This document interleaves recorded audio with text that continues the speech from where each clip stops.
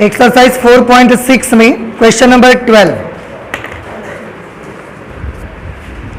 इसमें इक्वेशंस लिखी हुई है x minus y plus z is equal to 4, 2x plus y minus 3z is equal to 0, x plus y plus z is equal to 2। ये equations लिखी हुई हैं इस पे। x minus y plus z is equal to 4, 2x plus y minus 3z is equal to 0, x plus y plus z is equal to 2। इसको आपको solve करके इससे x, y और z की वैल्यूज आपको निकालनी है भाई। सबसे पहले तो इनसे जो मैट्रिसेस बननी है वो उनको बना लेते हैं जरा। सबसे पहले x, y और z के गुणांकों से अवयव बनाइए। 1 माइनस 1 1, 1 माइनस 1 1, 2 1 माइनस 3, 2 1 माइनस 3, फिर 1 1 1। ये a बन गई। x के लिए x y z और एक मैट्रिक्स b बनाएंगे 4 0 2। ये एक मैट्रिक्स बनाएंगे 4 0 2। इसके बाद सबसे पहले मुझे डिटर्मिनेंट ऑफ ए निकालना है हमेशा की तरह। तो डिटर्मिनेंट ऑफ ए कैसे निकालोगे? प्रसार करोगे। किसके सापेक्ष प्रसार कर दें? R1 के सापेक्ष। R1 का पहला एलिमेंट कौन है? 1। दोनों तरफ से 1 को अगर आप ढक दोगे तो 1 माइनस 3 1 1, 1 माइनस 3 1 1। R1 का अगला एलिमेंट कौन है? -1। और ये नॉन डायगोनल एलिमेंट है तो एक माइनस और लगेगा। अब -1 ये एक माइनस और लग जाएगा तो ये हो जाएगा +1। दोनों तरफ से आप इसको ढक लीजिए। 2 माइनस 3 1 1, 2 माइनस 3 1 1। R1 का और अगला एलिमेंट है 1 जो कि नॉन डायगोनल एलिमेंट है तो ये डायगोनल एलिमेंट है तो ये प्लस रहेगा। दोनों तरफ से ऐसा ढक दिया हमने। 2 1 1 1, 2 1 1 1। अब इसे सॉल्व कर लीजिए। ये आया 1 माइनस 3 यानी कि +3। ये आया 2 माइनस -3 +3। ये आया 2 माइनस 1, 3 1 4 1 कम 4, 3 2 5 1 कम 5 और 2 में से 1 चला गया तो 1, 5 4 9 1 10। डिटर्मिनेंट ऑफ ए की वैल्यू 10 आ गई। Therefore determinant is not equal to 0, and if determinant is not equal to 0 it means A inverse exists for this matrix A। अगर A inverse exist करता है तो A inverse निकालना पड़ेगा और A inverse के लिए पहले क्या चाहिए आपको? एडजॉइंट A चाहिए। Adjoint A is equal to A11, A12, A13, A21, A22, A23, A31, A32, A33। ठीक है। अब ये सब क्या लिखे हुए हैं इसमें? ये सब इसके जो मैट्रिक्स है उसके अवयवों के सहखंड हैं। अब इसके बाद क्या करेंगे? वैल्यू निकालेंगे और क्या करेंगे। चलिए सॉल्व करिए भाई। A11 first row first column, first row first column. 1 minus 3 1 1, 1 minus 3 तो 1 plus 3 4। A12 first row second column, first row second column. 2 minus 3 1 1, 2 minus -3, 2 minus 3 5 बना और ये नॉन डायगोनल है इसलिए -5। नॉन डायगोनल का मतलब इस दोनों का जोड़ विषम है, 3 आ रहा है। इसके बाद A13 first row third column, first row third column. 2 1 1 1, 2 minus 1 1 आएगा और ये प्लस रहेगा। A21 second row first column, second row first column, -1 1 1 1, -1 -1 -2, और इसकी वजह से एक माइनस और तो +2। A22 second row second column, 1 1 1 1 0, second row third column, second row third column, 1 -1 1 1, 1 -1 1 + 1 2 हो गया, 3 होगा। Second row third column, second row third column, यही बचे 1 -1, तो 1 + 1 2 आ गया, और इसकी वजह से वो 2 कैसा हो जाएगा -A31 third row first column, third row first column, -1 1 1 -3 3 -1 कितना आ गया 2, और इसकी वजह से plus. Third row second column, third row second column, 1 1 2 -3 -3 -2 -5, और इसकी वजह से एक माइनस और तो +5। Third row third column, third row third column, 1 -1 2 1 1 -2, तो 1 + 2 3, और इसकी वजह से वो 3 प्लस का बना रहेगा। ये एडजॉइंट ऑफ ए आ गया। अब एडजॉइंट ऑफ ए आ गया है तो हमको क्या निकालना रहेगा, A inverse 1 determinant of A into adjoint of A. Determinant of A is 10, adjoint A 4 -5 1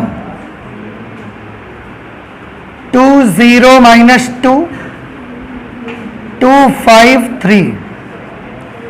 बेटा ये वैल्यू आ गई ए इनवर्स की, और अगर ए इनवर्स आ गई है तो एक्स वाई जेड निकालने के लिए कौन सा फॉर्मूला यूज करेंगे, x = A इनवर्स B। सभी लोग जानते हैं, सभी लोगों को पता है, तो हमसे क्यों लगवाते हो यार सवाल। अब लगाया करो ना, लगाओगे कि नहीं लगाओगे? अच्छा लगाए थे आप लोगों ने, अच्छा तो आपको आ गए सवाल। हाँ, किसी में कोई प्रॉब्लम है क्या किसी क्वेश्चन में? अभी हम 12 13 14 में कोई प्रॉब्लम तो नहीं है, जिसने लगाए हैं तो 13 14 तक कोई प्रॉब्लम नहीं है। ठीक, चलिए ये 12 नंबर है, आप देखें A inverse B, x = A inverse, A inverse ये है 1/10 4 2 2 -5 0 5 1 -2 3। बउआ ठीक है बेटा? अच्छा ये तो ए की वैल्यू ए इनवर्स हो गया, ए इनवर्स अभी इंटू बी करना पड़ेगा। Where is B? 402।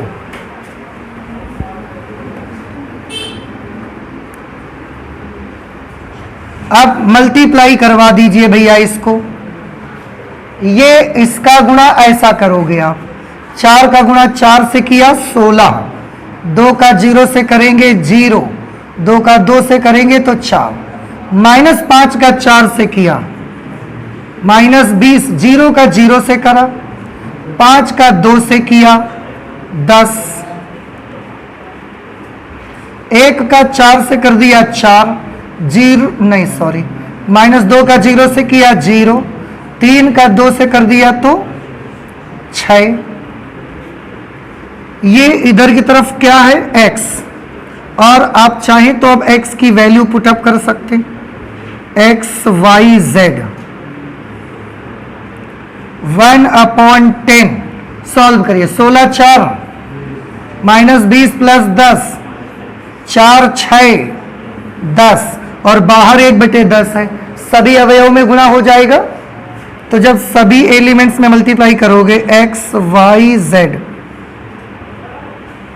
तो ये हो जाएगा 2, 20/10, ये -10/10 तो -1, 10/10 तो 1। अब इधर भी अवयव है उधर भी अवयव है, और दोनों अवयव आपस में बराबर हैं, तो जब दो अवयव आपस में समान होते हैं तो क्या रूल लगाते हैं? संगत अवयव बराबर कर देते हैं। तो x is equal to 2, y is equal to -1, z is equal to +1। आपका आंसर आ गया। x की वैल्यू 2 आ गई, y -1 आया और z, क्या ये आपका आंसर सही है? तो आप कैसे जानोगे आपका आंसर सही है कि गलत है? चेक कर लीजिए, x, y, z की वैल्यूज इस इक्वेशन में रखो। आ रहा है 4, करके देख लो। 2 माइनस -1 + 1, तो 2 माइनस -1, 2 1 3 और 1 कितना हो गया? 4 आ रहा है। देखो, इसका मतलब हमने जो कैलकुलेशन करके जो आंसर हमने निकाला x, y, z, उसकी वैल्यू आपस में कैसी है? सही है।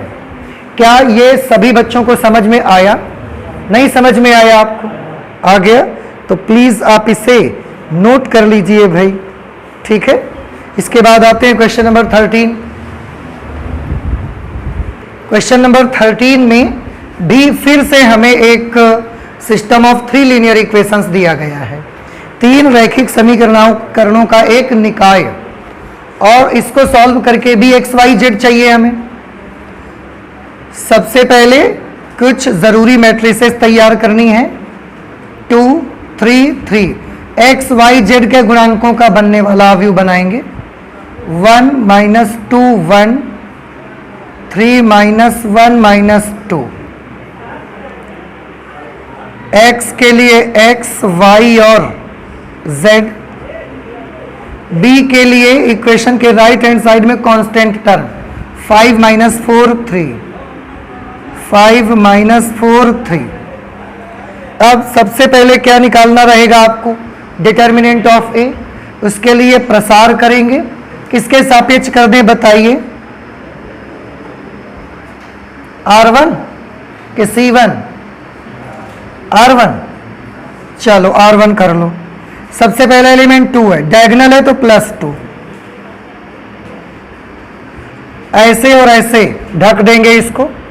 -2 1 -1 -2। थोड़ा सीधा सीधा कर लें हम लोग, आपको कोई प्रॉब्लम तो नहीं है? यही 4 बचे कि नहीं बचे? तो 4 - -1, 4 - -1 मतलब 4 + 1, और 4 + 1 कितना हो गया? 5। r1 का अगला एलिमेंट है 3, that is non diagonal element, so we will have to put a negative sign in front of it. ऐसा और ऐसा ढक जाएगा ये। 1 1 3 -2, -2 -3 -5। अगला एलिमेंट 3 है, डायगोनल एलिमेंट है, पॉजिटिव रहेगा। ऐसा। अब ये 4 एलिमेंट बचे। -1 -6, -1 -6 मतलब -1 + 6, और -1 + 6 क्या हो जाएगा? 5। आप लोग देख रहे हैं ना? तो अगर कभी हमसे गलती हो तो बताइएगा, ठीक है। ये कितना होगा? 10 + 15 अरे वाह भाई, ये तो डिटर्मिनेंट कितना आ गया? 40। And determinant of a is equal to 40, therefore determinant of a is not equal to 0। और अगर डिटर्मिनेंट a 0 नहीं है, इसका मतलब इस अवयव के सारणिक का अस्तित्व है। अस्तित्व है तो फिर निकालो बउआ। कैसे निकालोगे आप? सबसे पहले क्या करोगे? एडजॉइंट। क्या करना पड़ता है सबसे पहले? a इनवर्स की एडजॉइंट। एडजॉइंट। अभी जग नहीं पा रहे हैं आप लोग? जग गए हैं? एडजॉइंट a के लिए a11, a12, a13, a21, a22, a23, a31, a32, a33। Adjoint a11 first row first column, first row first column. 4 - -1, 4 + 1 5। First row second column, 1 2 लिखा है, तो एक रो दो कॉलम, मतलब first row second column, first row second column, 1 1 3 minus 2 minus 2 minus 3 minus 5 और इसकी वजह से plus 5। First row third column, first row third column, 1 minus 2 3 minus 1 minus 1 minus minus 6 minus 1 plus 6 plus 5, पूरा कॉलम सेम आ गया। Second row first column, second row first column, second row first column, 3 3 minus 1 minus 2 minus 6 minus minus 3 minus 6 plus 3 minus 3 और इसकी वजह से कैसा हो जाएगा plus 3। Second row second column, second row second column, 2 3 3 minus 2 minus 4 minus 6 minus 10 और इसकी वजह से भी वो माइनस ही बना रहेगा। यहां पर नहीं, कौन सी जगह पर,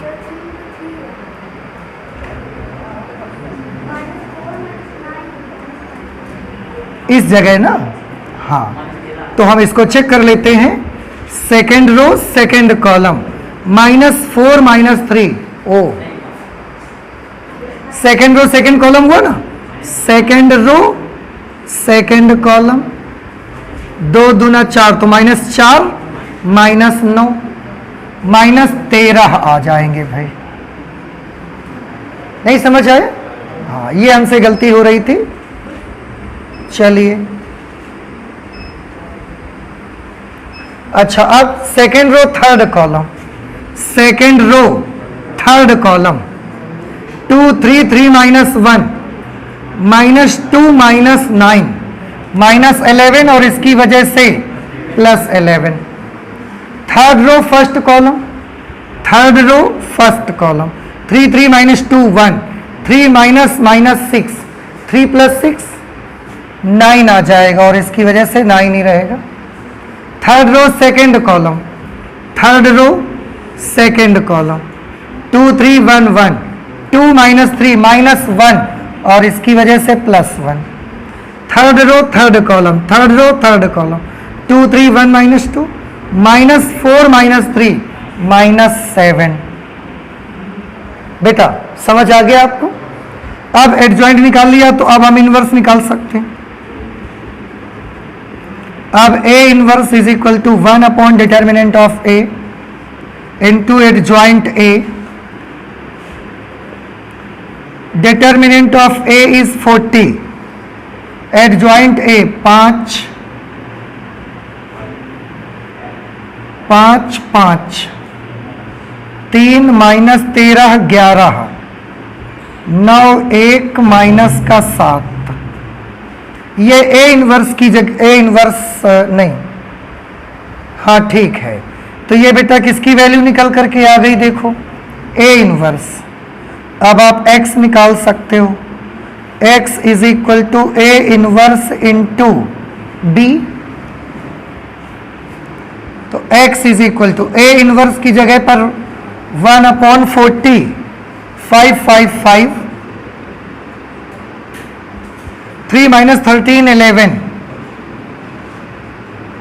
3 माइनस 13 11 9 1 माइनस 7 9 1 माइनस 7। ये A इनवर्स हो गया, इंटू B करना है, 5 माइनस 4 3 5 माइनस 4 3 1 अपॉन 40, इसको मल्टीप्लाई करिए, 5 को 5 से कर दिया 25, 3 को माइनस 4 से माइनस 12, 9 3 27। अब इस रो को कॉलम से करिए, 5 का 25, 13 चौके 52 और प्लस 3, फिर 25 माइनस 44 और माइनस 21, 1 अपॉन 40, ये सब x की वैल्यू है। 27 और 25 कितने हो गए, 52, 52 में 12 चले गए 40, 25 3 28 और 52 80, 28 और 52 कितने हो गए? 80, -44 -21, ये हमें लगता है शायद -40 बचेगा। कर लिया है ना आप लोगों ने? अब इसको मल्टीप्लाई करवा दो और यहाँ x की वैल्यू लिख दो, x y z, और इसको मल्टीप्लाई करेंगे 40/41, 80/42, -40/40 -1। अब दोनों अवयव आपस में बराबर हैं, इसलिए संगत अवयव बराबर कर दीजिए। तो x = 1, y = 2 और z = -1। x y z तीनों के मान निकला। क्या ये मान सही है? चेक करना है तो रख दीजिए। x की जगह 1 तो 2 बन गया, y की जगह 2 6 हो गया, z की जगह -1 -3, 2 6 8 -3 5। ठीक है, हमारा आंसर बिल्कुल सही है। तो ये हमने कौन सा कर लिया? Question number 13। क्या ऐसा क्वेश्चन आपको समझ आ रहा है? तो क्वेश्चन नंबर 14 आप लोग कर लेंगे। मैं क्वेश्चन लिखे दे रहा हूं, x - y + 2z = 7, 3x + 4y - 5z = -5, 2x - y + 3z = 12। ये क्वेश्चन नंबर 14 है। सेम ऐसे ही करना है, इसलिए सभी बच्चे खुद से करेंगे, अपने आप से करिए आप लोग। इसके बाद आते हैं क्वेश्चन नंबर 15 पर। आप जल्दी से नोट कर लें इसे। ओके, क्वेश्चन नंबर 15 में है, यदि a = और एक मैट्रिक्स दी गई है 2 - 3 5, 3 2 - 4 1 1 - 2 है, तो a इनवर्स ज्ञात करिए। a इनवर्स का प्रयोग करके निम्नलिखित समीकरण निकाय को हल कीजिए। पहले ये एक मैट्रिक्स जो दी गई है, इसका आपको a इनवर्स निकालना है, और जब a इनवर्स निकल आए तो फिर ये एक समीकरणों का एक सिस्टम दिया गया है, इसको आपको सॉल्व करके दिखाना है। चलिए पहले इसका a इनवर्स निकाल लेते हैं।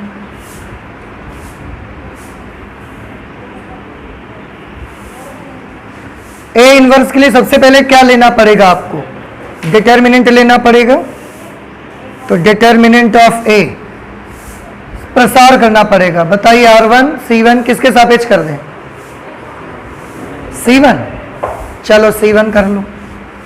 सबसे पहला एलिमेंट है 2, दोनों तरफ से 2 को ढक लो, डायगोनल है इसलिए प्लस रहेगा। ऐसा भी ढक गया, ऐसा भी ढक गया। 2 - 4 1 - 2, -4 + 4, ये तो 0 ही हो गया। अगला एलिमेंट 3 है, नॉन डायगोनल माइनस, ये ढक दिया, ये ढक दिया। -3 5 1 - 2, 6 - 5 कितना बचा? 1।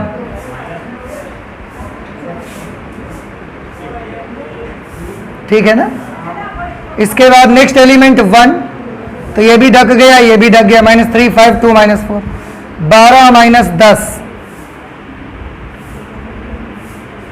12 - 10 2 हो गया, ये 0। -3 + 2 -1। डिटर्मिनेंट ऑफ a की वैल्यू कितनी आ गई? -1। इसके बाद adjoint a,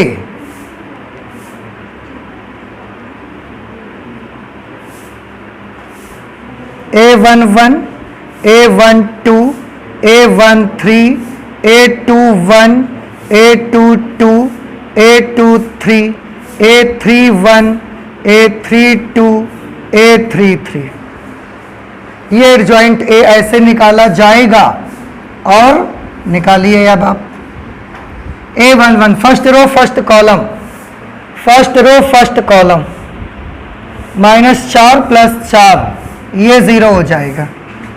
first row second column, first row second column, 3 - 4 1 - 2, -6 + 4 -2, और यहां पर आएगा तो +2।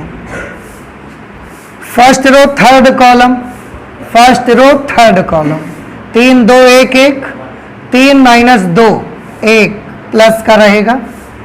Second row first column, second row first column, -3 5 1 -2 6 -5 +1 आएगा, लेकिन इसकी वजह से 2 + 1 3 बनेगा, इसकी वजह से -1।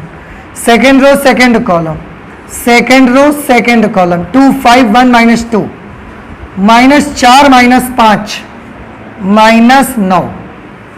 Second row third column, second row third column 2 -3 1 1 2 -3 2 + 3 5 और वो भी माइनस का 5।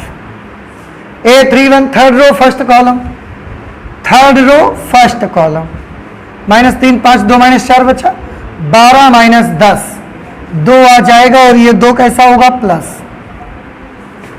Third row second column, third row second column 2 5 3 -4 -8 -15 -23 बना और इसकी वजह से ये कैसा हो जाएगा +23। Third row third column, third row third column 2 -3 3 2 4 -9 4 + 9 13 हो गया। ठीक है ना बेटा। अब एडजॉइंट आ गया, अब हम ए इनवर्स निकाल सकते हैं। अब ए इनवर्स बराबर 1 determinant of A into adjoint A. Determinant of A is -1, adjoint है 0 -1 2 2 -9 23 1 -5 13। 1/-1 क्या बना -1 -1 का सभी अवयवों में आप करवा दीजिए गुणा, तो यह आ जाएगा 0 1 -2 -2 9 -23 -1 5 -13। ठीक है ना। ये किसकी वैल्यू आ गई, एक हिस्सा तो हमने कंप्लीट कर लिया। उन्होंने बोला ए इनवर्स ज्ञात करिए, तो ए इनवर्स तो हमने ज्ञात कर लिया। अब बोल रहे ए इनवर्स का प्रयोग करके इन समीकरणों का हल बताओ। तो इन समीकरणों का हल बताना है, थोड़ा गौर से देखिएगा जरा। समीकरणों का हल करते वक्त सबसे पहले क्या करते हैं, ए बनाते हैं, बी बनाते हैं और एक्स बनाते हैं। आप इनके गुणांकों से ए बनाओगे, यही बनेगा, देख लो चाहे आप। 2 -3 5 3 2 -4 1 1 -2 पूरा यही आएगा। तो अगर इसके एक्स वाई जेड के गुणांकों का ए बनाओगे भी जाके, तो वो भी ये दिया हुआ मैट्रिक्स आपका आ जाएगा। समझ रहे हैं आप। तो ए बनाने की जरूरत है क्या, पहले से बनाया है। एक्स और बी बना लो अब आप केवल। एक्स क्या बनाओगे, एक्स वाई जेड, और बी क्या होगा 11 - 5 -3 11 - 5 -3। और अगर आपको x चाहिए तो आप ए इनवर्स बी कर दोगे। ए इनवर्स की ये वैल्यू आ गई 0 - 2 - 1 195 -2 -23 -13 -2 -23 -13। ये ए इनवर्स है इंटू बी 11 - 5 -3 ऐसा। अब आप इसे कैलकुलेट करिए, गुणा करवाना है। इस रो को इस कॉलम से गुणा करेंगे तो 0 हो जाएगा, 1 का -5 से -5, -2 का -3 से +6। अब इसका इस कॉलम से करवाओ, -2 का 11 से -22, 9 का -5 से -45, 23 का -3 से 69। अब इसका इस कॉलम से करेंगे तो -1 का 11 से -11, -25 और 13 तिया 39। एक्स की जगह वैल्यू लिख दो, एक्स वाई जेड।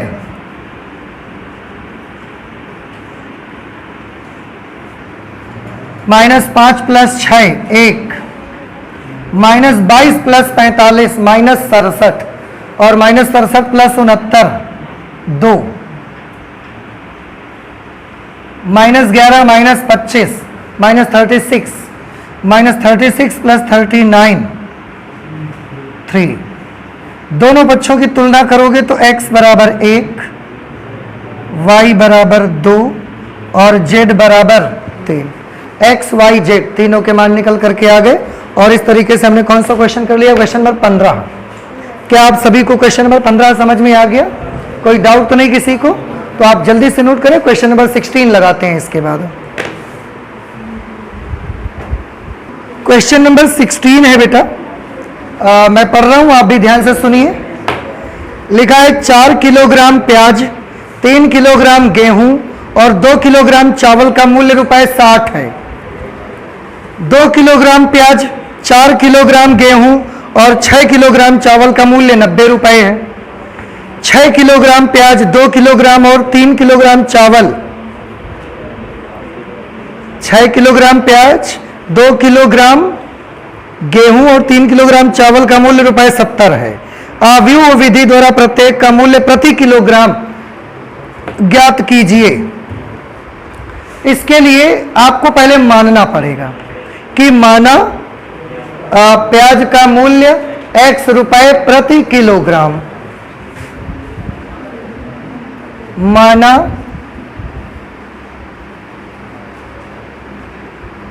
प्याज का मूल्य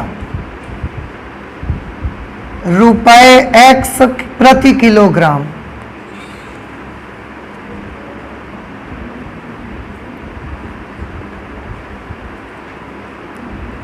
माना गेहूं का मूल्य ₹y प्रति किलोग्राम, माना चावल का मूल्य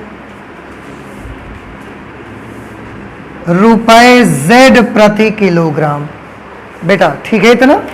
क्या मान लिया कि गेहूं का मूल्य x रुपए प्रति किलोग्राम। इसका क्या मतलब कि अगर आप 1 किलो प्याज, अगर आप 1 किलो प्याज खरीदेंगे तो कितने रुपए का मिलेगा?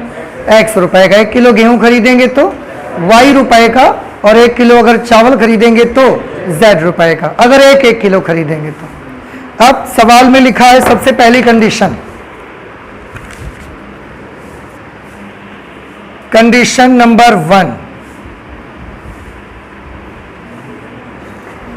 4 किलोग्राम प्याज, 3 किलोग्राम गेहूं और 2 किलोग्राम चावल। तो 1 किलो प्याज मिलता है x रुपए का, तो 4 किलो प्याज बताइए, 4x रुपए का। 1 किलो गेहूं मिलता है y रुपए का, तो 3 किलो गेहूं 3y। 1 किलो चावल z रुपए के, तो 2 किलो चावल 2z। और सब के पैसे अगर हम जोड़ते हैं तो 60 रुपए बन जाता है हिसाब किताब आपका। नहीं समझ में आया? दूसरा कंडीशन 2 क्या है? 2 किलो प्याज, 1 किलो प्याज x रुपए का, तो 2 किलो प्याज 2x रुपए का। 1 किलो गेहूं y रुपए का, तो 4 किलो गेहूं 4y रुपए का। 1 किलो चावल 6 रुपए का, नहीं 1 किलो चावल z रुपए का, तो 6 किलो चावल 6z रुपए का। और सबकी कीमत जोड़ी जाती है तो 90 रुपीज आते हैं। फिर 6 किलो प्याज, कंडीशन 3, 6 किलो प्याज तो 6x, 2 किलो गेहूं तो 2y, 3 किलो चावल तो 3z। इस पूरे की कीमत बनती है 70 रुपए। कह रहे हैं प्रत्येक का मूल्य प्रति किलोग्राम ज्ञात करो। प्रत्येक का मूल्य प्रति किलोग्राम का मतलब गेहूं का मूल्य प्रति किलो, प्याज का मूल्य प्रति किलो और चावल का मूल्य प्रति किलो। ठीक है, क्या क्या लेगा? गेहूं, चावल और प्याज। ठीक है, तो ये 3 इक्वेशन है। आपको x, y और z के मान चाहिए। अब आप समझ सकते हो, आपके पास 3 समीकरणों का एक निकाय है और उसे हल करके x, y, z के मान निकालने। तरीका आप सबको आता है कि नहीं आता? तो एक बार कर लेते हैं।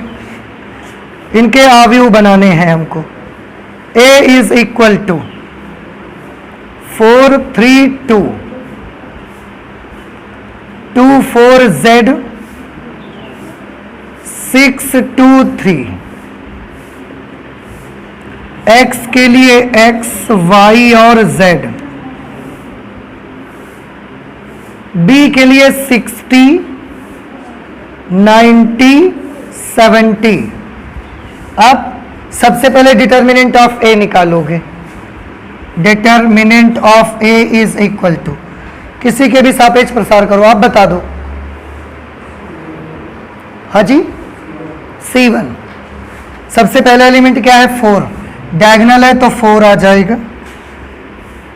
ऐसे और ऐसे 4 को हमने ढक दिया। 4 6 2 3, 4 3 12 माइनस 2 6 12, 12 माइनस 12 0। C1 का नेक्स्ट एलिमेंट बउआ 2 है, जो कि एक नॉन डायगोनल एलिमेंट है, इसलिए इसके आगे क्या लगाना रहेगा हमको? -2। और दोनों तरफ से आप इसी को ढक दीजिए।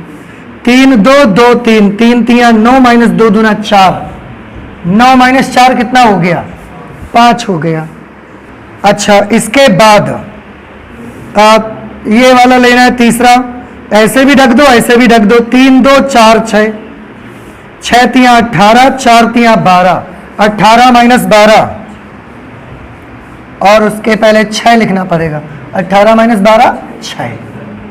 ठीक है ना? कोई गलती तो नहीं हुई? Determinant of a is equal to 0 minus 10 plus 12। Determinant of a is equal to 2। अब एडजॉइंट आपको निकालना पड़ेगा भाई। एडजॉइंट के लिए a11, थोड़ा गड़बड़ हो गई है। अच्छा, चलिए चेक कर लेते हैं। 4 माइनस 2 6, ये तो ठीक है। 4 जब लेंगे तो 12 माइनस 12 0, 2 जब लेंगे तो 9 माइनस 4 5, 6 जब लेंगे तो 6 3 का 18 माइनस 8, 18 माइनस 8 10 आएगा, और ये 6 दें हम, कितने बन जाएंगे? और 60 में 10 जाएंगे तो 50। अब ठीक है ना? A12, फिर इसके बाद A13, A21, A22, A23, A31, A32, A33।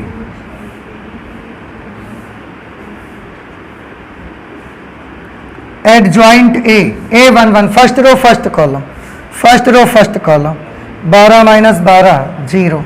First row second column, 3 दूना 6 माइनस 6 6 36, माइनस का 30 बनेगा, और इसकी वजह से प्लस 30 हो जाएगा। फर्स्ट रो थर्ड कॉलम, 2 दूना 4 माइनस 24, माइनस का 20। A21, second row first column, second row first column, 3 2 2 3, 9 minus 4 5, minus का 5। Second row second column, second row second column, 4 2 6 3, 4 3 12, 6 दूना 12।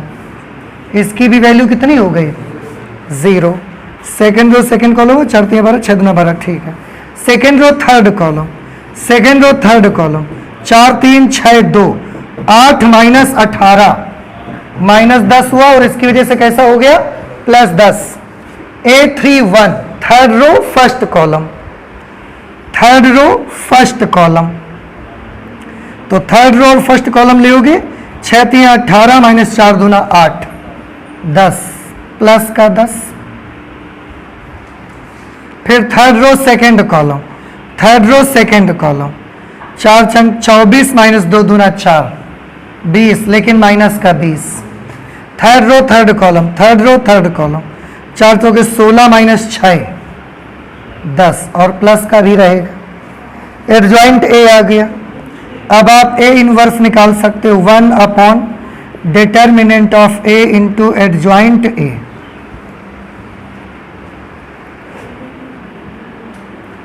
डिटर्मिनेंट ऑफ A कितना आया था? 50। एडजॉइंट A ये है 0 माइनस 5 10, 30 0 माइनस 20, माइनस 20 10 10, ऐसा। अब ए इनवर्स के बाद अब हम x का फॉर्मूला लगा सकते हैं, ए इनवर्स इंटू बी।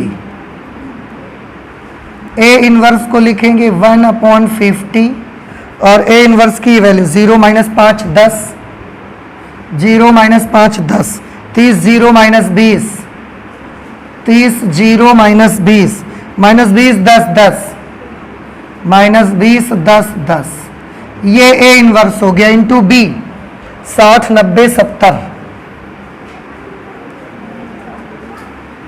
बउआ समझ आ रहा है ना इतना? अब और इसे कैलकुलेट कर लीजिए,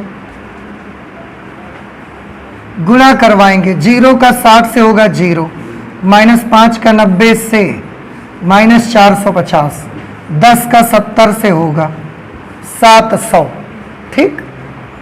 30 का 60 से होगा 1800, 0 का 90 से होगा 0, -20 का 70 से होगा 1400। अब इसको इससे होगा -20 का 60 से होगा -1200, 10 का 90 से होगा 900, 10 का 70 से होगा तो 700। x is equal to 1/50, 700 - 450, 250। नहीं समझ आया? 1800 - 1400, 400, 900, 1600 - 1200, 400। देखो भैया सही है ना? अब x की वैल्यू लिख दो आप, तो x, y और z, यहां 1/50 का अंदर गुणा करवाओ। 1/50 गुणे 250 करोगे तो 5, 1/50 गुणे 40 करोगे तो 8, 1/50 गुणे 400 करोगे तो 8। दोनों पक्षों की तुलना करोगे तो 5, ए 8 आ गया और 8 आ गया। तो x की वैल्यू, इसका मतलब क्या हुआ? आंसर चेक करो जरा, आ रहा है 5 रुपए प्रति किलो, 8 रुपए प्रति किलो, 8 रुपए प्रति किलो। इसका मतलब यह हुआ कि प्याज 5 रुपए प्रति किलोग्राम है, गेहूं 8 रुपए प्रति किलोग्राम है और चावल भी 8 रुपए प्रति किलोग्राम है। समझ आ गया आपको? तो इस तरह से ये हमारा आंसर हो गया। और न सिर्फ आंसर हुआ बल्कि हमने एक्सरसाइज 4.6 को कंप्लीट भी कर लिया है। अब इसके बाद चलेंगे तो मिसलेनियस एग्जांपल्स लगाएंगे और इसके बाद मिसलेनियस एक्सरसाइज, लेकिन अब इसे कैलकुलेट करेंगे हम लोग अगले दिन। तो आज हम मैथमेटिक्स में इतना ही रखेंगे, आगे और भी पढ़ाई करेंगे लेकिन नेक्स्ट क्लास पे। तो चलते हैं, मिलते हैं अगली क्लास पे। Thank you.